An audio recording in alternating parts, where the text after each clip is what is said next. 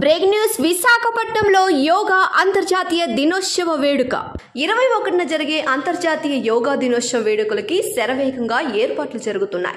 RK beach Kalimata ఆలయం నుండి విజయనగరం జిల్లా భోగాపురం వరకు 1,00,000 మంది యోగాసన వేసేలా భారీ ఏర్పాట్లు పకడ్బందీగా జరుగుతున్నాయి. ఈ ఏర్పాట్లలో భాగంగా ఆర్కే బీచ్ ని ఆనుకొని కాళీమాత ఆలయం వద్ద ప్రధానమంత్రి, ముఖ్యమంత్రి, గవర్నర్ మరియు ఉప ముఖ్యమంత్రి ప్రత్యేకమైన ఏర్పాట్లు జరుగుతున్నాయి. విశాఖపట్నం అంతా యోగాంధ్ర హోర్డింగ్స్ తో స్వాగతం పలుకుతున్నారు. పోలీసు సిబ్బంది 7 రోజుల నుంచి హై అలర్ట్ సెక్యూరిటీ పనులు మొదలుపెట్టారు. 2,000కు పైగా ప్రత్యేకత సీసీ కెమెరాల్లో భారీ పకడ్బందీ ఏర్పాట్లు జరుగుతున్నాయి.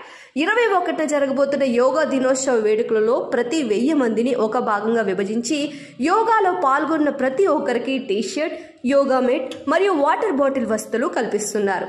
దీనితో పాటు 3,000 మంది యోగా టీచర్స్ ను కూడా ఏర్పాటు చేయడం జరిగింది. అంతర్జాతీయ స్థాయిలో కనీస వసతులు ఏమాత్రం తగ్గకుండా ఏర్పాట్లు చేస్తున్నారు. ప్రధానమంత్రి నరేంద్ర మోడీ సమక్షంలో జరగబోతున్న యోగా దినోత్సవ కార్యక్రమంలో పాల్గొనడానికి రాష్ట్రమంతా ఎదురు చూస్తుంది. ప్రధానమంత్రి యోగా చేసే విభాగంలో 10,000 మందికి సరిపడేలా ప్రత్యేక ఏర్పాట్లు చేస్తున్నారు. ఆర్కే బీచ్ నుండి భీమిలి వరకు 3 లక్షలకు పైగా జనం యోగా చేయడానికి పర్మిషన్ ఇవ్వబోతున్నారు. అత్యధిక జనసంద్రంతో కూడిన యోగా దినోత్సవాన్ని జరుగుతున్న ఈ ఏర్పాటును చూసినట్లయితే గిన్నిస్ బుక్ రికార్డులో చేరే సూచనలు స్పష్టంగా కనిపిస్తున్నాయి.